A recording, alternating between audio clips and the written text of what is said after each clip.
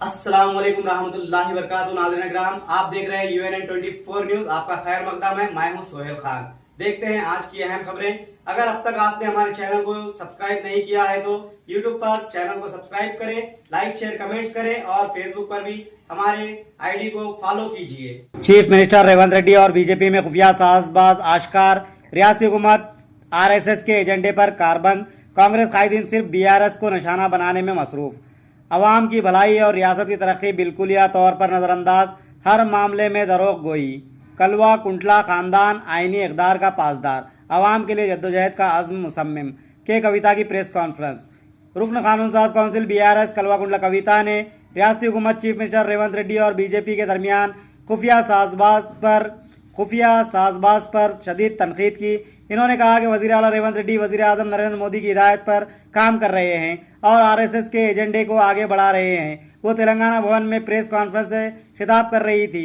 के कविता ने कहा कि हर मामले में रेवंत रेड्डी बीजेपी के साथ मिलकर साजिश कर रहे हैं। इन्होंने कहा कि तेलंगाना में बीजेपी और कांग्रेस के दरमियान खुफिया मफाहमत आश्कार हो चुकी है और बीजेपी कायदीन ही कांग्रेस हुकूमत को कंट्रोल कर रहे हैं। जैसे ही BRS अवाम के सामने हुकूमत को बेनकाब कर रही है, बीजेपी और कांग्रेस दोनों मिलकर BRS को निशाना बना रहे हैं।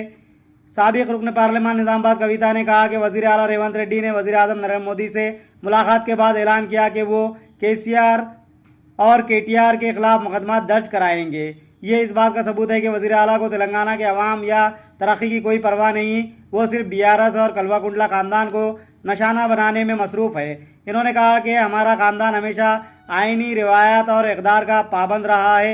हमने कभी किसी प्रोटोकॉल की खिलाफ वर्जी नहीं की, लेकिन रेवंत रेड्डी के अहल खाना गैर आइनी तरीके से काम कर रहे हैं। कलवा कुंडला कविता ने रेवंत रेड्डी के भाई तिरुपति रेड्डी की सरकारी उमूर में मदाखलत पर इस्तफसार किया और कहा कि अगर वो पार्टी के लिहाज से किसी हल्के के इंचार्ज होते तो कोई एतराज़ ना होता, लेकिन वो सरकारी इजलासों में क्यों शिरकत कर रहे हैं। ज़िला कलेक्टर ने इन्हें सरकारी सतह पर क्यों खुशामदीद कहा। वज़ीर आला दस्तूर के मगायर काम कर रहे हैं। BRS लीडर ने कहा कि रेवंत रेड्डी ने BRS के सीनियर रहनुमा व बड़े लीडर नरसैया को गेट के बाहर ठहराकर अपनी अनापरस्ती का मुजाहरा किया।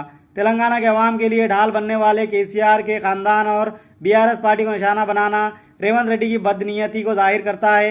कविता ने रेवंत रेड्डी के रियासती मईशत पर दिए गए बयानात को सरासर झूठ करार देते हुए कहा कि वज़ीर आला का यह दावा कि रियासत हर माह 6,500 करोड़ सूद अदा कर रही है बिल्कुल गलत है। CAG रिपोर्ट के मुताबिक किसी भी महीने में सूद की अदायगी 2,600 करोड़ से ज़ायद नहीं हुई। इसी तरह रेवंत रेड्डी का कहना है कि रियासत की माहाना आमदनी 18,000 करोड़ रुपये है, जबकि हकीकत में CAG रिपोर्ट के मुताबिक रवां साल आमदनी 12,000 करोड़ रुपये से ज़्यादा नहीं हुई। कविता ने कहा कि वज़ीर आला रेवंत रेड्डी ने वज़ीर आज़म से मुलाकात के फ़ौरन बाद कहा कि BRS पार्टी ख़त्म हो चुकी है। वज़ीर आला का ये बयान बीजेपी और कांग्रेस के गठजोड़ का वाज़ेह सबूत है। आखिर में कविता ने कहा कि BRS पार्टी अवाम के लिए जद्दोजहद करती रहेगी और कांग्रेस और बीजेपी की मुश्तरका साजिशों को बेनकाब करती रहेगी। నేనేమంటున్నా కిషన్ రెడ్డి గారు ఏం అడుగుతున్నారో ఏం అడుగుతలేరో ప్రధానమంత్రి గారి డైరెక్షన్లో ఈ RSS ముఖ్యమంత్రి గారు ఏం పని చేస్తున్నారో మాకు తెలియదు. వారి బ్యాక్గ్రౌండే RSS. వాళ్ళిద్దరు ప్రతి విషయంలో కలిసి పని చేస్తారు. మొన్న MP ఎలక్షన్లో చూసినాం, అంతకుముందు MLA ఎలక్షన్లో చూసినాం.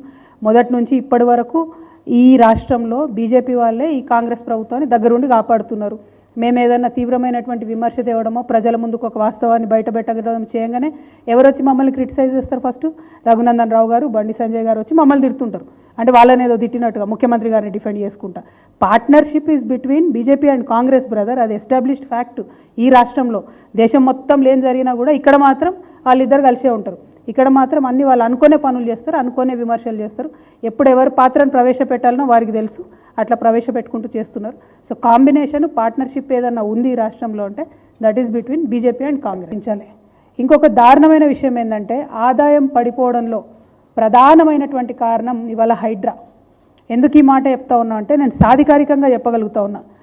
స్టాంప్స్ అండ్ రిజిస్ట్రేషన్స్ యొక్క ఆదాయం ప్రభుత్వం ఏమనుకున్నదంటే 18,000 కోట్లు వస్తుందని ఒక అంచనా వేస్తాయి ఏ ప్రభుత్వాలైనా కూడా.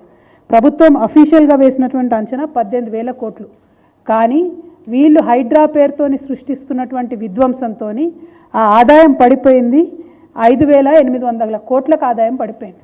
ఇది స్పష్టంగా సుస్పష్టంగా తెలుస్తుంది.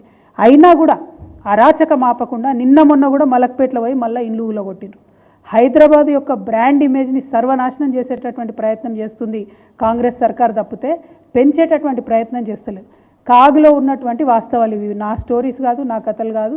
కంప్లీట్గా ఆదాయం పడిపోయినటువంటి పరిస్థితి ఉన్నది స్టాంప్స్ అండ్ రిజిస్ట్రేషన్.